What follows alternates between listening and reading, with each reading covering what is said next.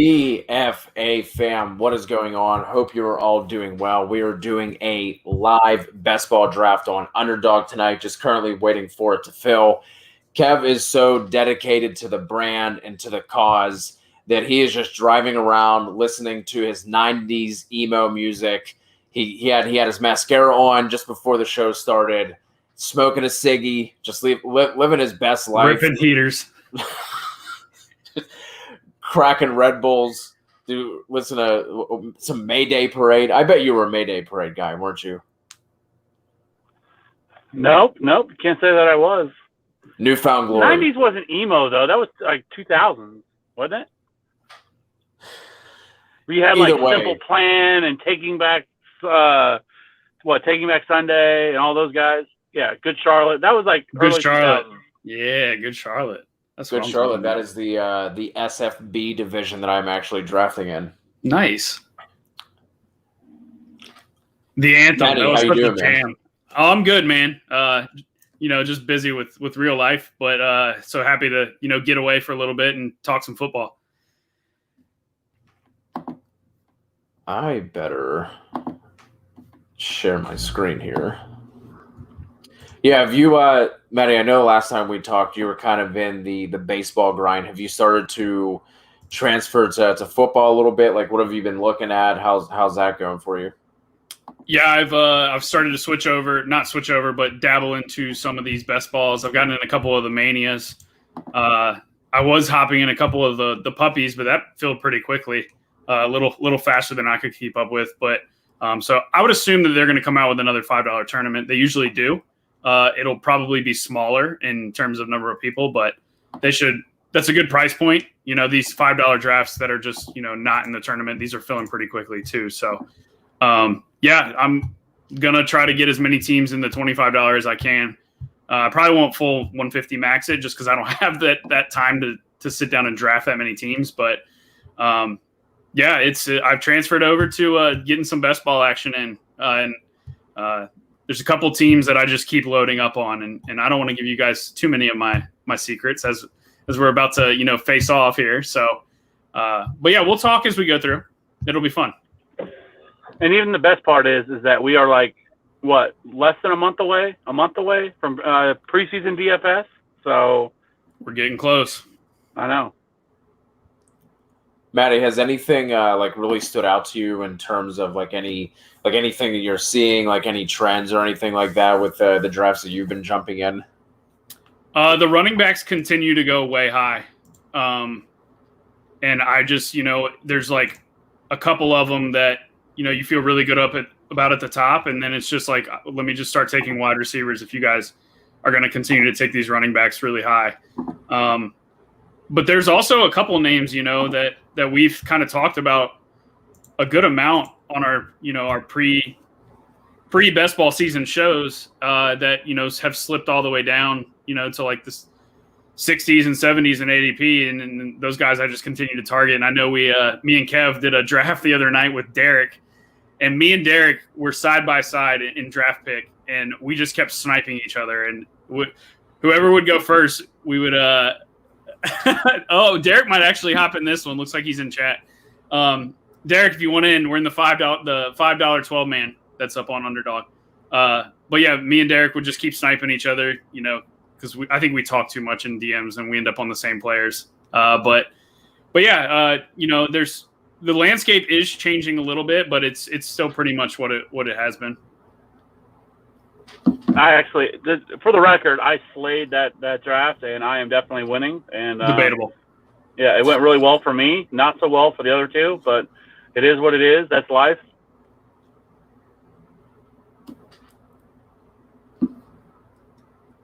Man, it figures that these other drafts right before that we were about to start were just filling up super quick, and now this one has hit a rut. So if you were in the chat, if you're watching right now, head over to Underdog and join in this draft with us. Like Maddie just said, we are in the 12-person $5 entry on the 30-second clock. So we're creeping slowly. We're waiting for 5, but it'd be nice to get this started right now so Kev can save on his data plan and his gas cost.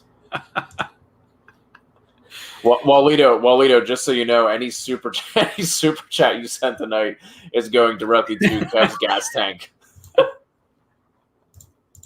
That's hilarious. Hey, I am for the brand. Okay, I will do whatever it takes to be on a show. You know, that is what I deliver to the viewers every single night. Okay, doesn't matter if my internet goes out. Fuck it, jump in the car. We're going on a road trip, and we're doing best ball drafts. Yeah, I mean, you used to. What was the closest state before Missouri got it that had Underdog? Kansas. So you just didn't play Underdog at all. You just played on other sites. Yep. No, I don't go to Kansas unless I absolutely have to. So no, I did not travel over to Kansas to do it, even though I'm like 15 minutes away from Kansas. Yeah, because there's some people that lived in like Pennsylvania that would drive to neighboring states to get some in, and glad those days are starting to slowly go away, and we're starting to get more coverage across the country. Because to me, Underdog is the best platform to be on for best ball. It's so user friendly, especially on the mobile app, and I'm pretty much on mobile 98% of the time that I'm looking at anything fantasy related. So, things moving quick. 2 people left to fill, and then we can. I can take you guys' money. One more.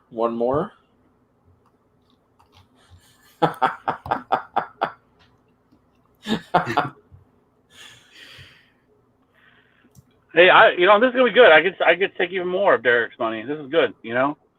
Oh, we are right next to each other. Derek's got the 12th, Kev's got the 11th, and I got the 10th. This is not going to be fun.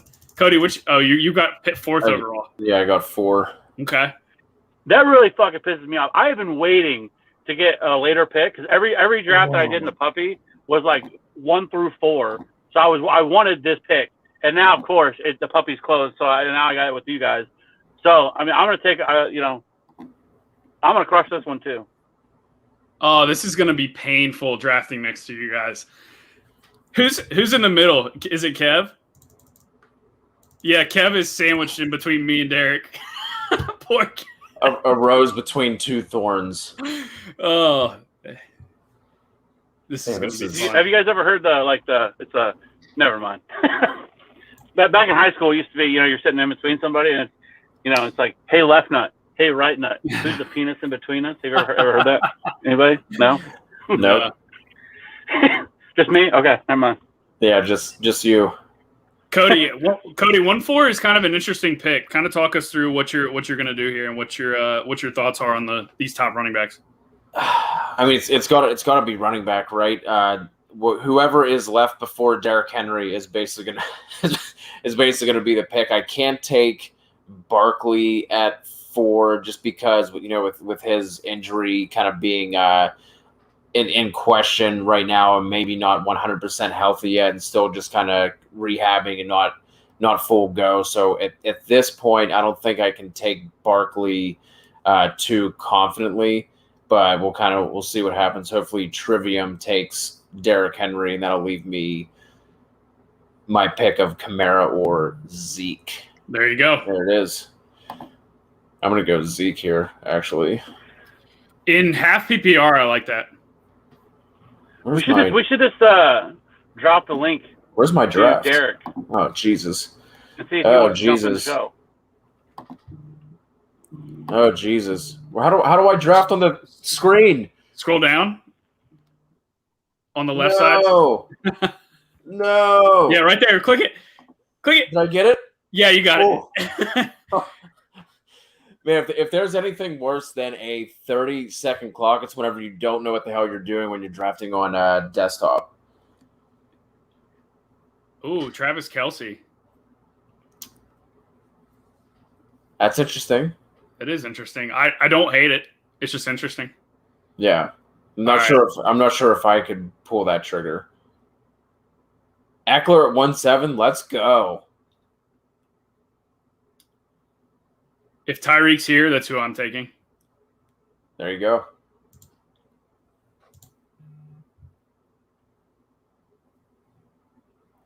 He's my wide receiver 1. It's just he's just too good in that offense. And as scary as it is, I think that there is a quote unquote bounce back for Mahomes this year too. Yeah. Cam Akers, I like it. I probably would have gone Chubb, but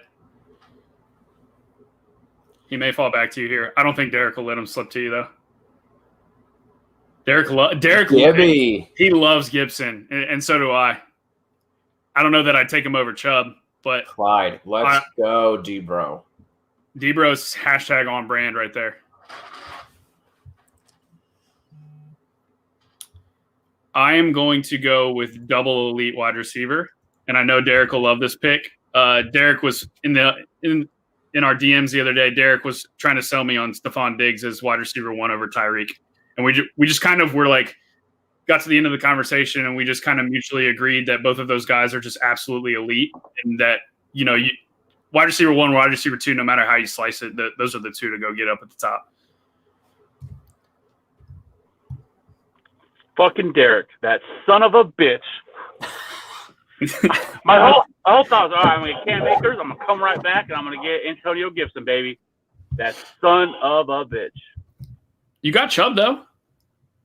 I know, but that is the start that I've been wanting is Cam Akers and Antonio Gibson. I'd have taken Chubb if you didn't take him.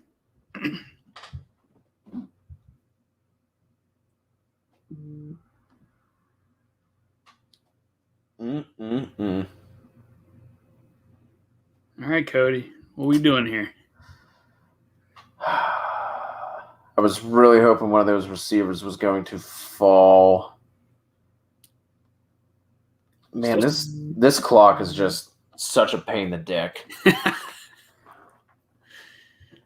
just gonna take the positional advantage, just gonna lock up Waller and not think about tight end for another 12 rounds. I think there's 3 tight ends, and they're the obvious ones: Kelsey, Waller, and Kittle. Those are the 3 you can do that with. Yeah. And once after those 3, it's like, why even waste, like a 60th overall pick on like a Mark Andrews type, unless you're just going to full stack the Ravens or something. Because he might finish tight end 4, but the gap between him and, tight end 8 is not going to be nearly as big as the gap between those guys up at the top and then the rest of the group. Yep. Outside of those top, like you said, there's top 3. Then there's a big drop, in my opinion, with another like what would you say, 2 to 3 guys after those top 3. Then after that, there's even a bigger drop after that. So this year it's weird for me in draft just because the way that everything's been falling. I've kind of been wanting to get one of these top 6 quarterbacks early, one of these top 3 tight ends early, and then just figure out just slam running back and receiver the rest of the way, when in years past, quarterback and tight end is kind of what I've waited on, unless there was just like a crazy value that fell. But this year, I just kind of want to lock that up. Yeah, I think after those big 3, I mean, you've got I would probably put Hawkinson at 4, just because of the sheer volume he's going to see. Andrews at 5, and then Pitts right there at 6. But I don't think you can draft any of those guys at their current ADPs.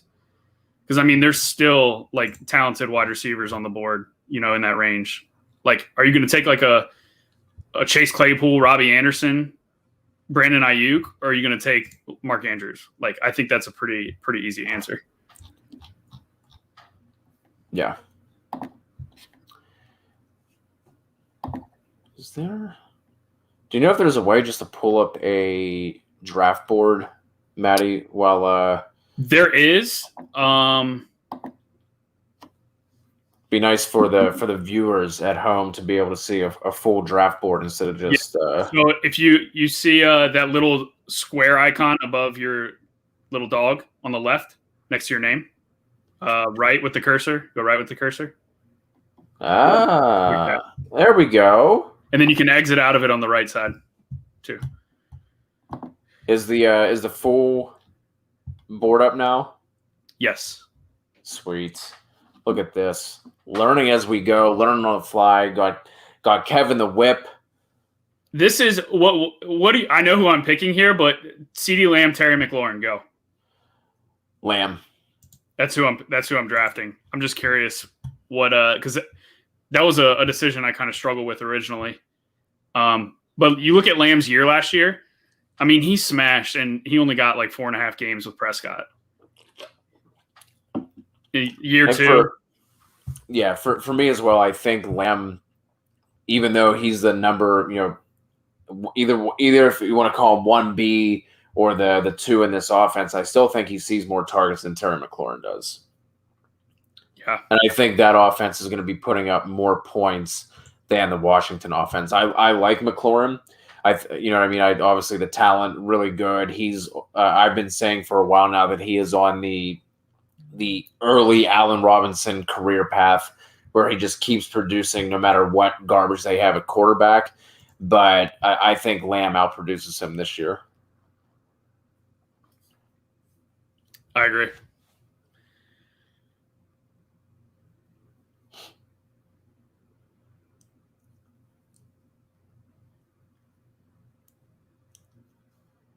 So far, Maddie, you have gone Reek, Diggs, Lamb, and then you just took your first running back with Dobbins at 4-3. Were you just getting nervous with the running backs that were left? Is this kind of how your builds have been going? Is this any different? Like how does the first 4 rounds look for you, like as compared to the other drafts you've been doing before this? So I honestly haven't gotten a pick in the top 4 yet. I've only done, I'm only in the single digits of number of drafts I've done, but I've been picking on the back half almost every time, and I usually end up with a stud running back and stud wide receiver at the turn of 1-2. But this time it just ended up because the running backs that I like were gone at the back end of the first, that I just went stud wide receiver, stud wide receiver. But I think that you get to like the 4th round, and if Dobbins is still there, he's like the last of the elite tier of running backs up there that can be, possibly RB1 status. So, I'm high on Dobbins, and I just think 4th round is a good spot to take him.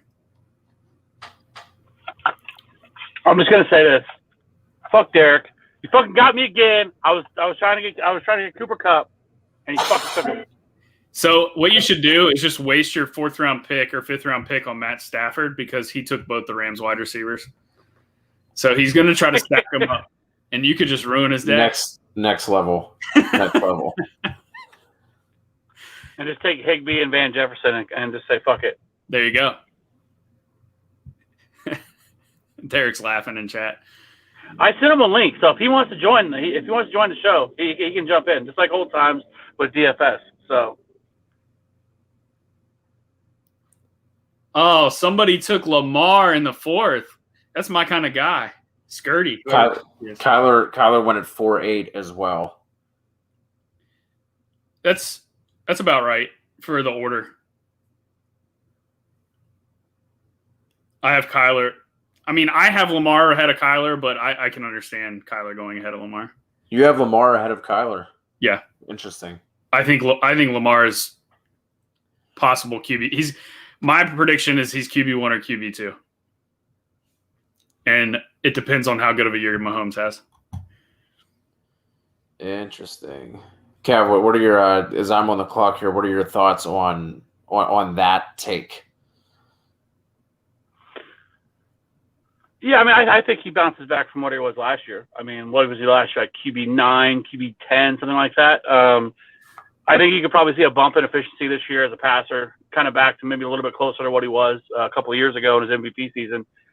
Getting Rashad Bateman, that should help. Sammy Watkins, as long as he can stay healthy. But I think just having the pass catchers there that he really hasn't had in the past, if these guys can, take a step forward, then I think that he can be fine. You mean he's not throwing passes to Des Bryant anymore? Yeah. 40-year-old Des Bryant. Okay. So he's got a little bit of talent around him. Okay. What is your this doesn't necessarily relate, but I mean, so in terms of best ball, especially because this isn't a tournament. So in tournaments, I don't think that, or in non-tournament best ball leagues, if you're just playing your typical 12-team best ball, there's no tournament involved. I kind of feel like that you don't. I mean, the need to stack is kind of very limited, and it kind of turns into much more probably a normal redraft type approach, right? Where I mean, obviously you don't get waivers, but still, for the rest of it, like you don't need the need to stack there is not nearly as important, and it's not nearly as big of a deal. You can take down a tournament without stacking in non-tournament type settings, but kind of something that I've been thinking about is, do you guys think that the late round quarterback is dead? Like it's not nearly as important or as big of a deal as it was? Cody, I'll push that to you. I'm on the clock here. I don't think it's necessarily dead, more so than the guys who have the ability to finish as QB1s are not just being taken as QB1s, they're being taken early. We need the guys with the, like, I don't think we're going to see, was Aaron Rodgers even QB1 last year with the absurd year that he had? I don't think he was, right? I think he was like 2 or 3. Yeah. He wasn't 1 overall. He was up there, though. Yeah, but like he still wasn't able to finish as QB1, and he had an absolutely ridiculous year. I think you just need those guys that have a little bit of that rushing upside in order to have guys who can set you apart from from the other quarterbacks. So I don't necessarily think it's dead, but I do think that there is an advantage to having one of these guys with that rushing upside, that rushing floor, versus taking your Matt Ryans and in years past Big Bens and guys and things like that. You just have the guys who are being taken. Like if you look at the top 6-7 quarterbacks, they are all guys who can provide you with that rushing upside on a week to week basis. And after that, like it's going to be really hard for those guys to finish in the among the top quarterbacks if they don't have that rushing upside. Excuse me. Same thing we see with Derrick Henry, right? Literally a historic season last year and was still RB3 in fantasy because he doesn't have the pass catching upside. So I don't necessarily think it's dead, but I do think if you're looking for that guy to give you the advantage on a week-to-week basis, taking one early is the way to go. Yeah, and I've kind of found myself drafting like I just did there, taking the Kyler, Lamar, Dak Prescott tier. So that way you're not spending, a top two round pick for Mahomes. And you're still getting somebody who's got a great shot to be the overall number 1 quarterback. Because if I was putting my top 4 QBs would be Mahomes, Lamar, Kyler, and Dak. And so if you can get one of those guys in the 6th round or 5th round, like I just did there, that's kind of how I've been approaching it, because you're getting that top overall upside at a slight discount to Mahomes, and the guys that you're passing up on. I mean, it was like Deontay Johnson or Dak Prescott. Like, give me a guy who can finish number 1 at his position instead of somebody who has a shot to be top 10 at wide receiver. I mean, that's kind of how I feel about it, especially the rushing upside. I mean, there's just the guys going later just don't have that sort of, at least the floor that's built in. Look at even like Jalen Hurts, who only played in 4 games last year. I mean, he's going in the 8th round. And unless that Justin Fields or Trey Lance, or maybe even to Trevor Lawrence to some extreme, but really Trey Lance and Justin Fields, like we don't know when they're going to play. And so in terms of like your traditional redraft league, like if you're going to draft them, I would assume you're probably then going to have to take another quarterback that's going later, like Carson Wentz or Jameis or whatever, right? And wait for those guys to play, because those guys' upside is immense. But once you get, other than those guys, it's your traditional pocket passer quarterback. Yeah. And I'll bet on those guys, the pocket passers, not having an outlier season to beat me, especially in a league like a 12-man like this where it's not a tournament. But also, I don't know if you guys can see the chat. You probably can't, Cody, because you have the draft board pulled up. Yeah, I cannot. Walito sent us a 20 Canadian dollar super chat. Get some gas in that car, buddy, and here's for some data on your phone for Kev. So, Walito, we appreciate you as always. And then he followed up with, Cody hasn't thanked me yet. Do I need to give $5 more? A little more gas to make it to Canada? And sure enough, Walito, the legend he is, follows up with a $5 super chat, Canadian $5 super chat. So, goat. Appreciate what you, are they? Walito. Walito, what do they call goats in Canada? It has to be a different word, right? Whatever it is, that's what you are, buddy. Yeah, I can't see anything. I'm literally just staring at the draft board that everyone else is seeing on the screen right now, and I have the I don't know why I didn't think about this earlier, but using my phone just to draft. So whenever I freaked out earlier and took Darren Waller and almost missed out on Zeke at 1-4, I don't know why using my phone never even crossed my mind. You might be able to get into it now from your phone.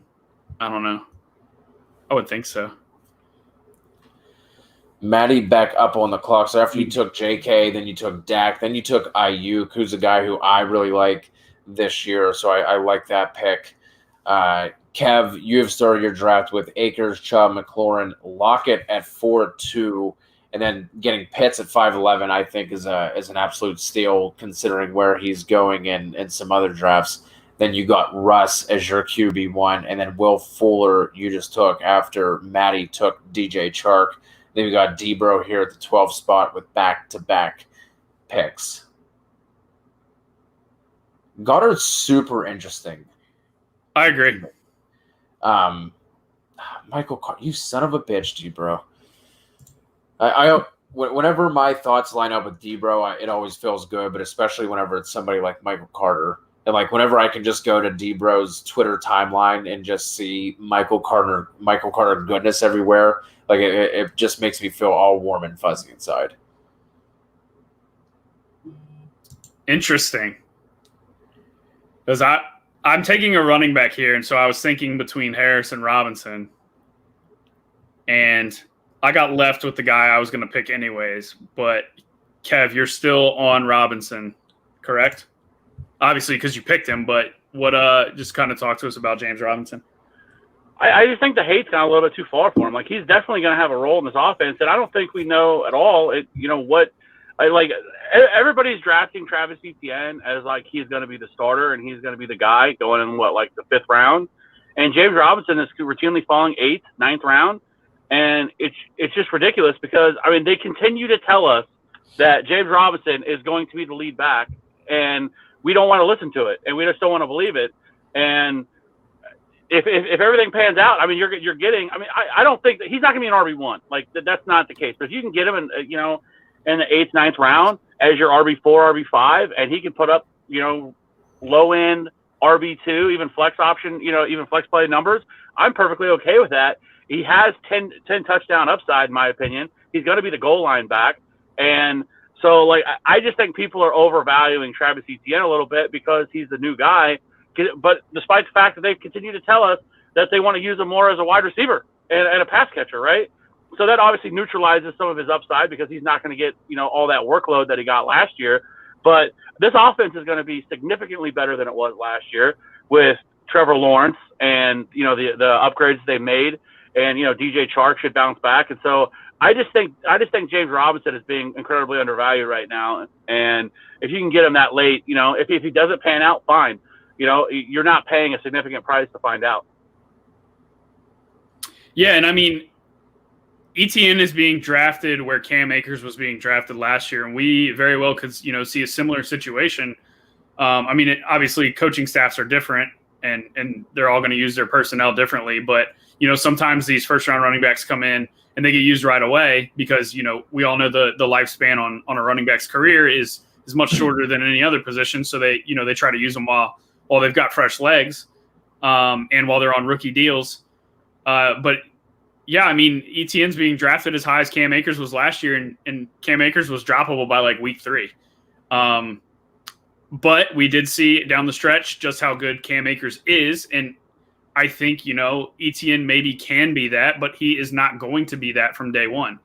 And I don't know if there are concerns out there about, the amount of workload Etienne had in college, but that doesn't really concern me. I think it's a plus for him, honestly, less wear and tear on the body in college with the number of reps he had, solely because, he would have like 12 carries for 200 yards. And then they're up by 40 and then they just pull him. So we know he can run. We know he can catch passes. I think he's going to be used, more of like a hybrid role off the bat and not be just given the keys to the offense like people are drafting him for. So I do think there's a role for James Robinson. And Robinson was the whole reason they cut Fournette last year anyways. Like they were very impressed with that kid. And he produced. I mean, well outside of what anybody thought that he would. I mean, nobody expected him to produce on the level that he did, and so like I said, like I just think he's being undervalued relative to where he should be going, and like I said, I think he does have 10. I think you probably figure. I think he gets probably 14 to 16 touches per game. I think that is definitely fair for him and what he's probably going to get.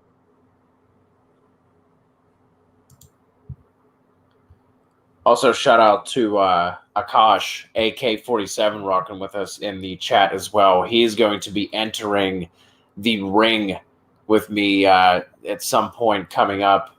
And you were talking earlier, Maddie, about Lamb versus McLaurin. We're going to be throwing down on McLaurin versus Cooper for one of the TFA throwdown videos. So going to get a chance to see AK on the YouTube channel for the first time, and it's going to be unfortunate. He's just going to get beat down, but whenever you're coming up, you got to take your lumps, and that's what he's going to have to do. But excited for that one. Yeah, that's awesome. Which side? Who's got which player? He is taking McLaurin. I will take either Cowboys receiver. I'll take Cooper or Lamb over Terry McLaurin, but he wants Terry McLaurin, so he got him. Nice. I'm excited to listen to that one.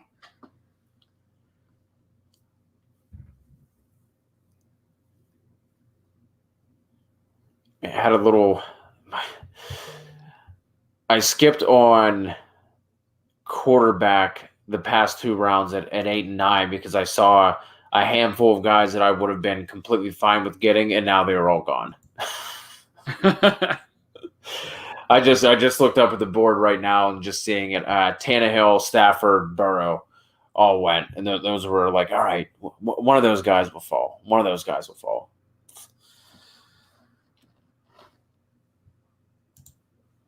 It did not happen, said the narrator.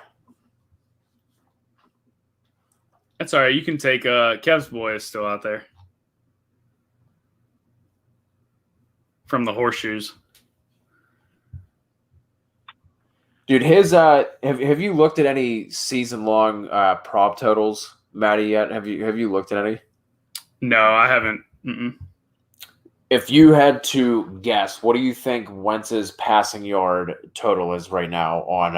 I'm not sure if it's different anywhere else, but on DK. Well, I would say probably like 3,800 on a 16-game season, so probably just right around 4,000.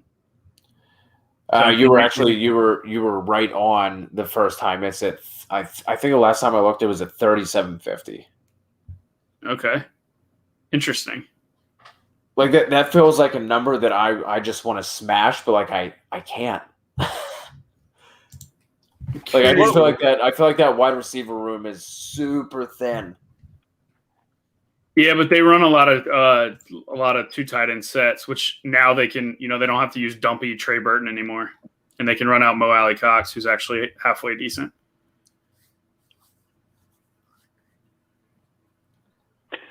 I don't think there's anything to really be afraid of, though. I mean, if you look at him, Rivers threw for 4,169 last year. Nice. In a 16-game season. And I would think Carson Wentz is going to be a little bit better than Phillip Rivers, but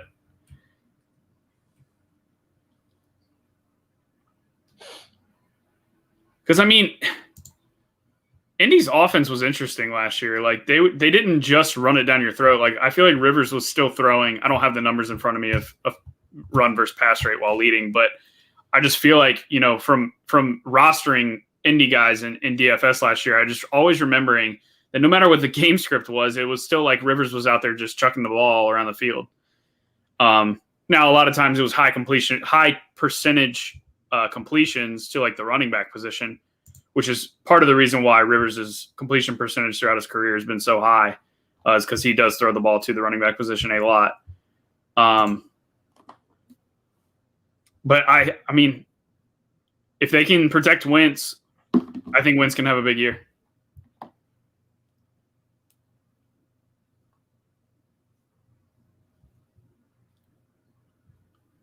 Who sniped Stafford from Derek? Was that you, Kev?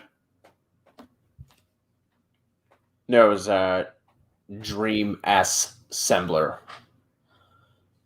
Derek's pissed. Went at 9-7, so that was several spots ahead. So it goes to Sembler, Mr. Mofo, Colin, and then you guys there at the end with those last 3 picks.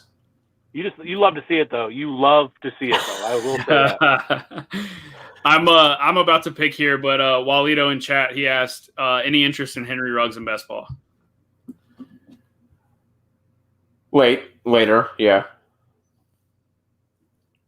Not someone that I'm necessarily targeting. It would probably also depend on how the rest of my roster shook out, but that it's just Gruden's going to Gruden. There's just nobody that I really want outside of Waller, to be completely honest, in that offense. Yeah, the way I look at Ruggs is he's got like 3 catch, 100-yard, 2 touchdown upside in one game, but that's probably only going to happen once in the season. Against the Jets, whenever they send the house on a call where they should have played prevent, is that kind of game? Oh, man, I love me some Jalen Reagor this year. Everybody's excited for Devontae Smith, and I think Reagor is going to bounce back and have a big season. Do you like him in regular redraft leagues, or is he just more or less of a best ball target for you? I like him in regular. I mean, obviously, he's going to be a little more inconsistent than you would like. But, I mean, he still can go out there, and put up 6 for 60 on a weekly basis.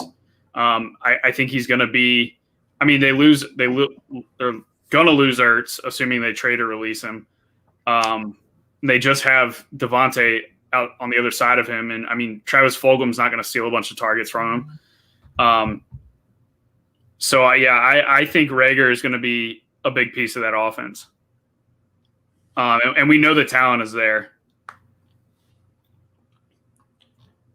Especially if they are going to stay true to their word and move him around. I don't know if you just mentioned this or not, Maddie, but especially if they're going to move him around and like put him in the slot and get him into space, that I think that it bodes very well for him versus just sticking him on the outside and telling him to be an outside receiver. Yeah, I mean, I agree. I think he can do it all. He can play all, any position on the field. And we saw it in college too, right? I mean, a big boost to him was his quarterback. He had like the lowest percent of on target throws from a quarterback in college. Yeah. So, and he was still making ridiculous plays.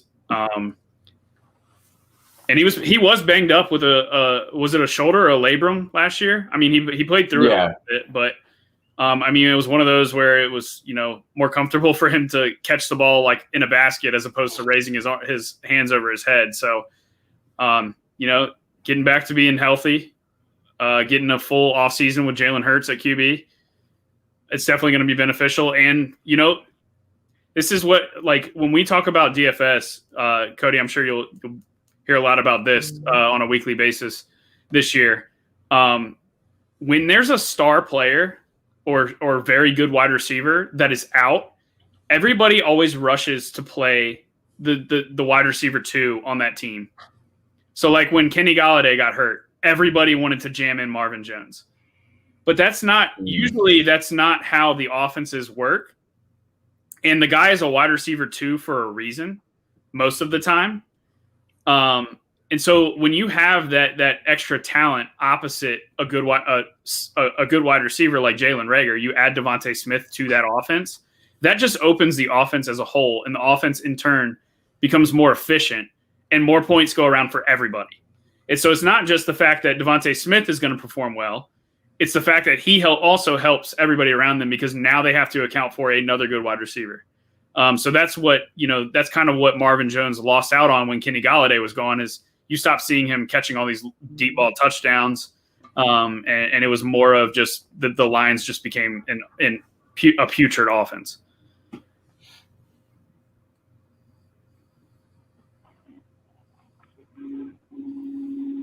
Kev, spit some fire, man. What's on your mind?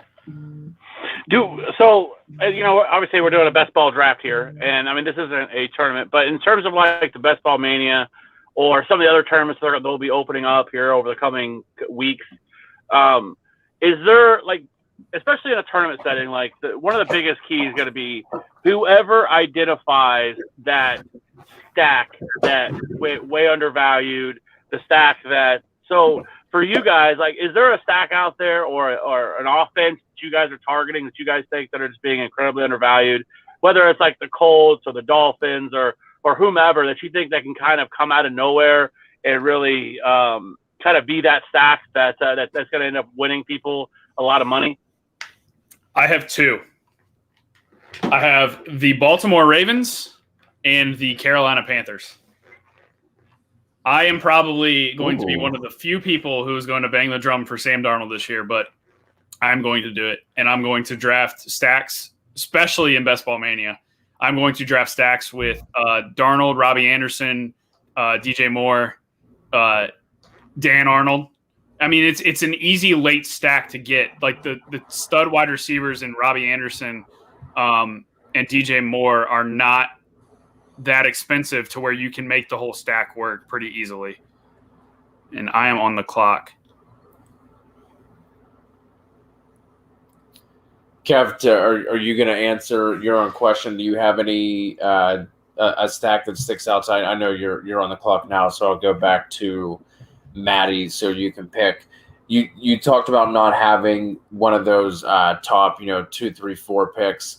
If you had the 101, would you also be going after that stack with McCaffrey as well? Or are you just going to load up on that entire Carolina offense at that point? Yeah, I think you can still do it just because of how cheap they are. And I'm not like, I wouldn't be using Darnold as my QB1 in that scenario. That's still going to be a secondary stack. But the fact is that, so where did Robbie Anderson and DJ Moore go in this draft? I don't have the board up. Let's see. Robbie Anderson went at 604. DJ Moore went at 411. Yeah, so like that's two very good wide receivers on a team you want to stack if you're going for that stack. And your earliest guy you're getting is at 411. I don't know that maybe Baltimore is the only other offense or Indy are the only other offenses that I can think of that are, kind of in that boat.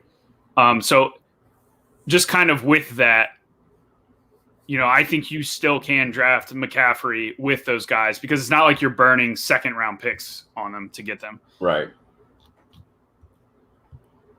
Let's see. Kev, throwing your question back at you, is there a stack that you think has that league-winning upside that is kind of being looked past right now? Well, first off, fucking shit. My shit froze, and so I got auto picked Kirk Cousins, and then I was sitting there waiting. All right, well, screw it. I got a third quarterback, and then so I'm sitting there, and I'm like, man, why isn't it? It went all the way down to 0 on Debro, and I'm waiting, and I'm waiting. And I'm waiting, and I'm like, what the heck? So I back out of it. And of course, I just got auto-selected Devin fucking Singletary. So both those picks were a fucking waste. Anyways, hate to see it. But you need more Walito super chats to cover your entry fee. It's fine.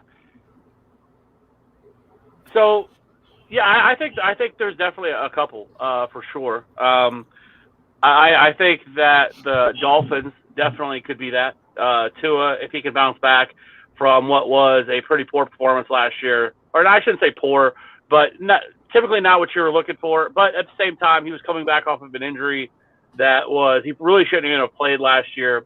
And so now you add Will Fuller, Devontae Parker, Jalen Waddle, and this offense is going to be remarkably better than what it was last year. And I mean, look how late Will Fuller is going. Will Fuller has been a productive, wide receiver as long as he's on the field, and so as long as he can stay healthy, I mean, this offense should be much, much better than what it was last year. Another year, kind of an entire offseason, preseason, everything for Tua. And all of these guys are going late. Like, there's not a single Dolphin. Like, Myles Gaskin is the earliest Dolphin. He's going, the 6th round? And so, I don't know. Like, I just think that could definitely be one of them. Tua does have some rushing upside as well. I mean, he's not going to go out there and get you 800 rushing yards or anything crazy like that. But he does have some rushing upside in him. And so, and we saw a little bit of glimpses. I think he had that game against Kansas City last year where he played really well with really nobody. So I think Lynn Bowden was a leading wide receiver in that game or something like that. So I definitely think that's one of them. I'll continue to pound the table for the Colts. People forget that Carson Wentz is a year removed from being a quarterback that was being drafted inside the top 10, had one bad year, and now he's going to quarterback 23, quarterback 24. He's in a much better system with Frank Reich, somebody he's familiar with, with arguably better weapons than, what he had in Philadelphia with a much better offensive line. And so I do think Carson Wentz is another guy that is being incredibly undervalued. And then I think the other one is that, I still 100% I'm on board the Jameis train. You can get Michael Thomas a little bit later than what you normally could have years past. And then past that, even if you want to stack it with Alvin Kamara, you could do that with as much as as a pass catcher, as much as targets he gets. Or, you want to go Adam Troutman there. The hate for Adam Troutman needs to stop. Adam Troutman is going to explode in 2021. I am about that life. But then you can, whatever you want to do there. If you want to go Traquan, you want to go Marquez Callaway, there's some options there. And it's a really cheap stack as well. And, a Sean Payton offense. So it's definitely Jameis. I know somebody that's in here right now that is, thinks that Taysom Hill is going to be the guy. Listen, he's not that guy, okay? He's not that guy, okay, pal? He's not that guy. So Taysom Hill is a fucking tight end, okay? He's not a quarterback. So it's Jameis, and again, Jameis is going like QB 19, QB 20. So, and if you want to get real wild, you really want to win a tournament. Draft Daniel Jones. Oh Lord. So I want to talk about my pick right here real quick. So just hurry up and change the subject. Just because we are not in a tournament to where, upside is a big deal. That's why I picked Tevin Coleman here, because he is going to have a role in that offense. But if we were in the tournament where you have to beat thousands and thousands of people, I would have taken somebody like Darrington Evans that Kevin just picked, because he would smash if Derrick Henry were to get hurt. But he doesn't really have a role until that happens. So these late rounds in tournaments, you're chasing monster upside, whereas in these just the 12-man leagues, you want more of a safety net. Is how I approach them. That makes sense. And with that being said, speaking of safety net, not really safe, but I'm going with AJ Green. What do you expect from him this year? Because he didn't look completely like dust last year. I think he had a lot of forced targets his way, and they weren't of the best quality. And this kind of goes back to, you stick somebody who's halfway decent in a really good offense, and they can smash. And I think that's what we're going to see happen to AJ Green. Everybody is going to be like, "Oh, flash from the past, is AJ Green back?"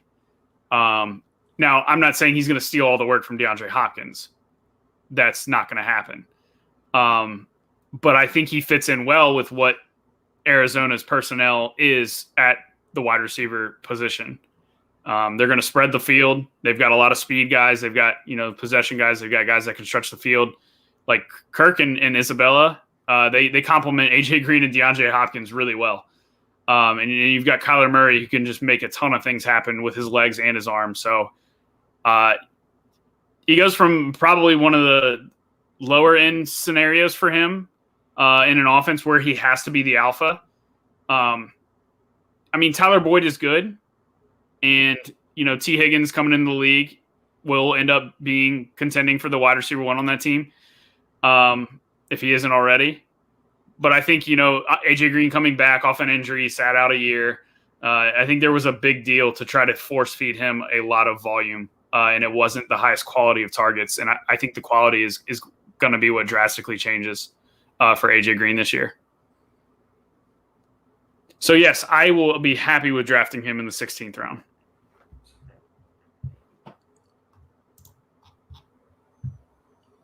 It's going to be super interesting to see how that offense operates. Now getting Rondale Moore in there as well. Yeah.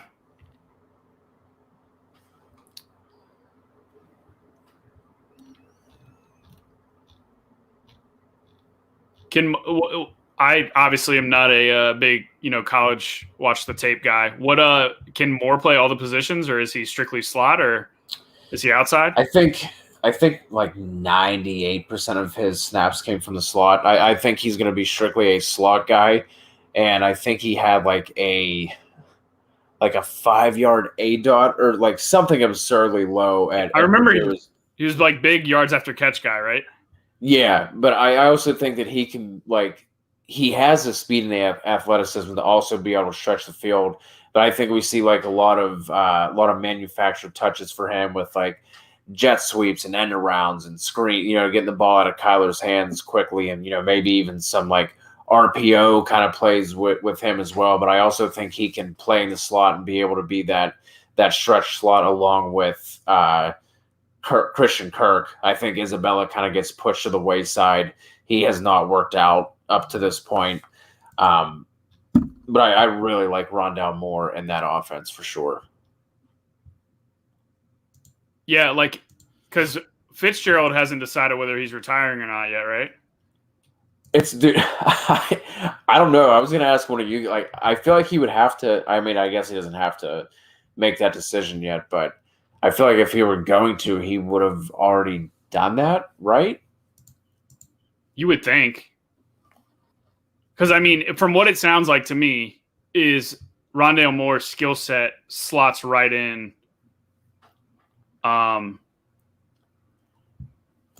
with what Fitzgerald brings to the table. So obviously at this point of their careers, Rondale Moore being way more dynamic. Right. But having that same type of guy, the slot guy, yards after catch. Yeah. Because, I mean, he's always been a possession receiver, not really, anything else. So,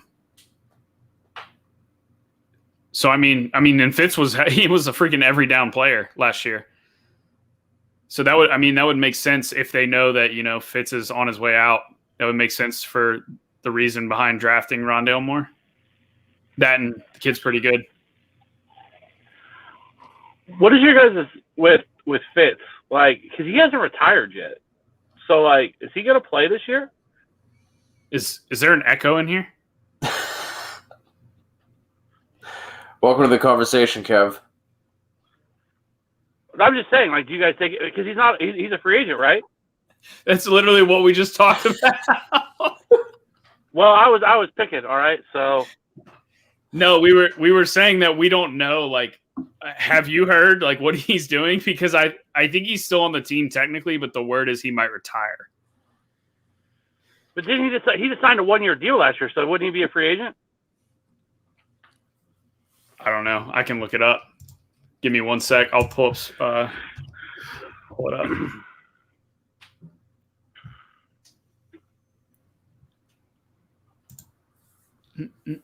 Arizona Cardinals. While Maddie's doing that, Kev, walk us through your team. Obviously, you had the 2 auto picks with Cousins and Singletary in the 13th and 14th round. But outside of that, you started off with Akers and Chubb in the 1st and 2nd round. Then with McLaurin, Lockett, Pitts, Russ Wilson, Fuller, James Robinson, Devontae Parker, Tony Pollard and Paris Campbell for the brand.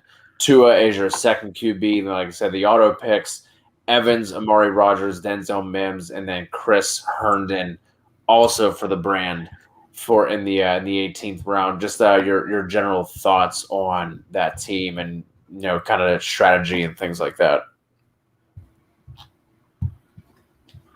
I'm really good with it. I was a little upset with those auto picks. There was a couple guys I wanted there, but overall, I think I got a good solid group of running backs. The wide receivers is strong. There was a couple picks that I got sniped on. Big bounce back year as well. He was hurt last year. He got hurt earlier in the year, and I think he just played through it, and that's why we saw the drop off in the second half from him. And so I think he is a little bit of a value compared to where he should be going. And we know, especially in best ball, that he has that potential for those 40-point type weeks that can win you a week in best ball. And so, I think the team is nice. And, I would prefer not to have 3 quarterbacks. The most I ever want is 2. And so not real happy about that. But so is life when I'm driving and, trying to draft all at the same time for the brand. But no, I think it's a pretty solid team. I really wanted, because I think that Cam Akers, Antonio Gibson pairing would have been fantastic. Akers and Chubb is nice as well, but I'm just in love with both Cam Akers and Antonio Gibson this year. And if you're in best ball or in a seasonal league, I think that if you can start off, if you're picking back the 11th, 12th pick, whatever, getting Cam Akers and Antonio Gibson is a fantastic way to start, because I think they both have top 5 upside this year. Maddie, where did the research lead you? What do we got? Yeah, so on the Spotrac site, he's not on the Cardinals roster. Interesting. I can't imagine. They with bringing in AJ Green and Rondell Moore, I can't imagine they bring him back. So if he go, maybe he does sign somewhere. Maybe he waits until an injury happens or a team needs a wide receiver, and maybe he gets brought in. But I don't know why we're talking about, because it's not like he's really going to be that relevant anyway. Yeah, it was more so just the Rondale Moore fit with Larry Fitzgerald not being there. He kind of slots into that hole pretty good. It's sad that Christian Kirk is, I guess, officially dead as well. Very sad.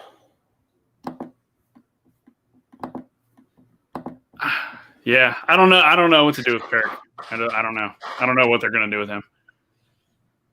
He's going to get opportunities, but yeah. Unless something happens to AJ Green, then maybe he becomes more relevant than what he should. But he's definitely flashed. It's just he's never been there. He's just never had that season where he's put it all together. But yeah, this is what it is. But I'll tell you what, one wide receiver that I absolutely love, and I'm way ahead of consensus on, is Michael Gallup, and he is going in like the 8th, 9th round, and I absolutely love getting Michael Gallup, where you can take him in that offense. That defense is going to be very bad again this year, and so there's going to be a lot of throwing. I wouldn't be surprised if Dak hits 650, 680 passing attempts, especially with the extra game, and that is a lot of targets to go around. And if you look, last year, he wasn't fantastic, but he was doing that with Andy Dalton, but he still had over 100 targets last year. And, in an offense that should be far more explosive as long as Dak is there and healthy.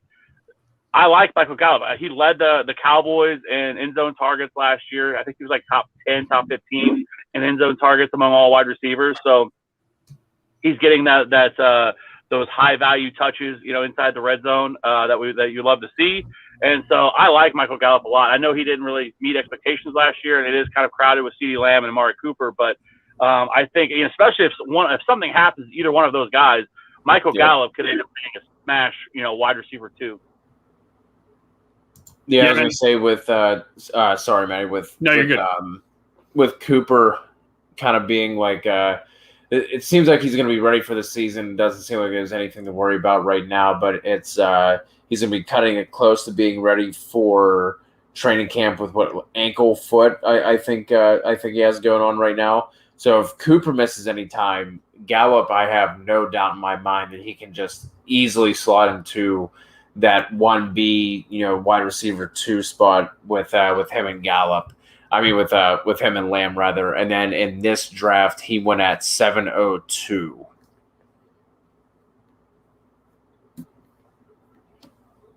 Yeah, I was just going to say that it's pretty easy to stack up one of Lamb and Cooper with Dak and Gallup. It's a pretty cheap stack for getting one of the pretty heavy exposure to the top 3 offense in the NFL in terms of fantasy production. I think I got that stack in one of the manias. Well, in the only mania that I did, the tournament on Underdog. I think I got that full. The stack. and the way that the board shakes out is if you get Lamb early or Cooper, and then let's say Kyler or Lamar are gone, or you just want to take Dak, and you do pick Dak, you're in a position to where there's enough people in between, enough picks in between you and Gallup coming back around that it's almost a lock that you can just pick him with your next pick no matter what. So it's a very gettable stack to load up on. Yeah, I got Dak, Lamb, and then Gallup. I got Gallup at 87th overall. Yeah. I love that stack. That's a fun one. Yeah.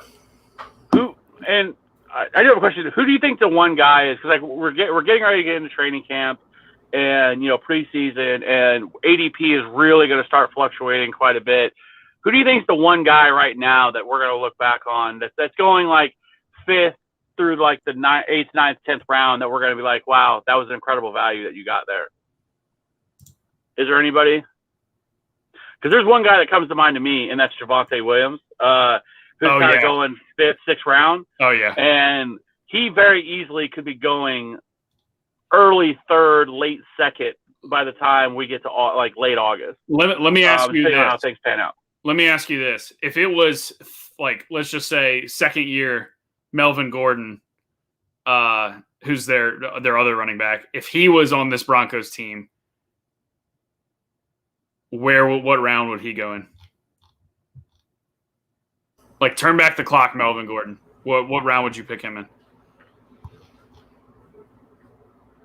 Second? Probably looking at, I'm going to say mid to late 2nd, early 3rd, somewhere in that range. I don't know that Javonte will get up there, but he'll get close. My guess is he's going to creep into the 3rd. Once, all the reports come out of training camp that he's going to be the guy, and Melvin Gordon is, Gordon. Is Melvin Gordon, yeah. He was never efficient to begin with. I love Ayuk in that range. I think, especially with Trey Lance coming in, and if Ayuk is going to be used as more of a downfield threat, like we've seen, like especially if Deebo Samuel can stay healthy, and that frees up Ayuk to be that intermediate to deep threat, and they kind of just let Deebo do his thing in the short to intermediate ranges. I love Ayuk, especially once Trey Lance takes over. So, yeah, I love Ayuk too. That kid's a stud. Looking at the board here, I'm going to kind of go off the beaten path a little bit. I'm curious what you guys think about this because I've been getting a good amount of this player. James Conner in the 10th round.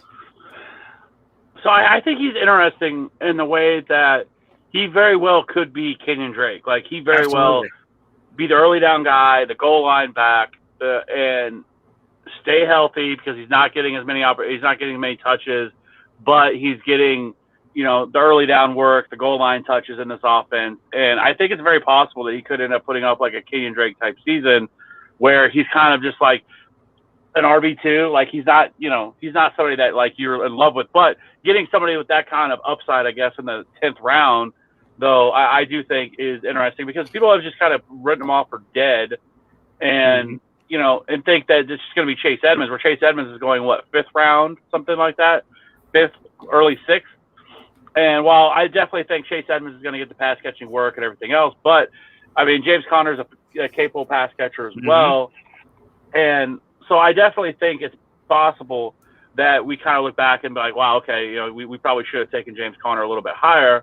Because I mean, look at Kenyon Drake last year. Everybody was all over Kenyon Drake. I mean, Kenyon Drake was going as what, like a top Not me. 15 running back last year? I mean, the hype was strong for Kenyon Drake last year. And, he didn't really meet as the expectations that a lot of people had for him. And now you look at James Conner, who's in the same situation, who's going in the 10th round. And two, like, I know we were on Chase Edmonds, a couple months ago when we were doing our preliminary shows. We were talking about, I hope they don't draft anybody or bring anybody in. And they didn't draft anybody. And they only brought in James Conner. Well, the same thing can be said for James Conner that's being said for Chase Edmonds, is that there's nobody behind those two guys. I mean, you've got Eno Benjamin, I guess, maybe, question mark. I mean, Jonathan Ward, whoever that is currently listed ahead of Eno Benjamin on the depth chart. So, I mean, like, there is literally nobody else on that roster to run the football other than James Conner and Chase Edmonds. And I will bet money that Conner is going to get the first crack at handling early down work. And Kev, like you said, James Conner is more than capable of catching passes. I think that, that it could be one of those scenarios where it's a 2-3, like 2/3 split where, give Conner this series, and then third series Edmonds comes out or something like that. Or then, maybe Edmonds handles the longer third down roles. But yeah, I'm very interested to see how that situation turns out, just because they have literally nobody behind those guys. That's an offense and a team that I'm excited for. I took Kyler over 4,100 passing yards. I think was the total, and then I took the win total as well, over 8.5. I like both of those for the Cardinals. I like that passing one too, because for the same exact reason, right? If they don't have anybody that can run the ball, what are they going to do? They're going to chuck it to their AJ Greens and DeAndre Hopkins and Christian Kirks and Andy Isabella and Rondale Moore. Like, if you're not going to run the ball, you've got more than capable pass catchers. So I love the Kyler over if it's 4,100. Yeah, he's going to smash that. Yeah, I thought the same thing. I think he hit 30. He was over 3,900, I think, last year. I think it was 3,700 his rookie year, 3,900 last year, and that was with he also had the injury last year too. So now you add in a playmaker like Rondale Moore and some of those, some of the other ancillary pieces they brought in, and now you add on the extra game as well. And I felt really good about hitting that 4,100. Yeah, you're right on it. 3,700 yards in 2019 and 3,900 yards in 2020. Both he played full seasons in both. He was a little hampered with an injury last year, for a couple weeks. Yeah, and he still had it wasn't a high ankle sprain that he had. Yeah. Yeah, I know it affected his rushing attempts the most, but that's also going to in turn, mess with his throwing as well. And he had 3,900 last year, and I think he also had that one weird game where he only had like 84 passing yards, or like something super weird toward the end of the year. I think it was like less than 100 passing yards. Maybe it was the last game of the season. It was the last game. 87 against the Rams. He threw 11 times. Yeah. So I saw that 4,100, and I was just like, yes, please. In 8 games, I know it's a tough division, but that was also another one that I hit pretty easily. And then also Washington was at like 8.5 as well, and I smashed that over too. But before we get too far into the weeds with all these other season totals and everything else, is there anything else you guys want to wrap up on here? We are now right over the hour mark. Finish our first live draft here on Underdog. Any parting shots from either of you boys? No, I think it'll be fun to take Kev's money with his boy Carson Wentz on my team. So I'm gonna beat him with his own stick. We'll see about that. We definitely need to do some more of these. I think these are fun. And you know, as quick as we were at we had this wrapped up by about 45 minutes mark or whatever. Yeah. After a field and everything. So these are good to jump into. So we'll need to do some more of these, especially once we get into August, because we're not that far away. The season starts here very, very quickly, and football season is here, boys. Heck yeah! We can also do one where we do one together if y'all want. We can chat about it. Yeah, the possibilities are endless. They're endless. Drafts are drafts. They're fun. And fun. Thought Kev was about to start getting a little freaky there in the car by himself in the parking lot. I'm really hoping we see the Kev upload a TikTok dance in the parking lot of wherever he is, just for the brand. Hey, you know, I can do whatever right now. I'm feeling good. Okay, I just drafted a winning team. First place is coming, so you know I get a little weird. You know, whatever you guys want to do. But yeah, it's training camp starts next week. The Cowboys start training camp next week. The Cowboys and the Steelers on the 21st. So it's here, and we got a lot of content coming. We've actually, for the last 2 weeks, we've had a piece of content come out every single day, and it's going to continue to go down that path. And we'll probably start having multiple pieces of content every single day until we get to September. And then from there, you know, we got the in-season grind because we're winning championships this year, boys and girls. That's what we're in the business for. So, you know, we'll definitely start doing much more of these live streams as well, answering questions, especially for people that have got drafts coming up and everything else that need help with that. So I'm excited. We're finally back. It's football season is here. Absolutely. So you can find us on podcast, TikTok, Twitter, Instagram, here, wherever you guys need us. We will be there for you. Make sure you're following along on whatever platform, however you want to digest your content. We got you. We're going to be there. So until next time, hit that subscribe button, give us a like, and we'll talk to you all soon.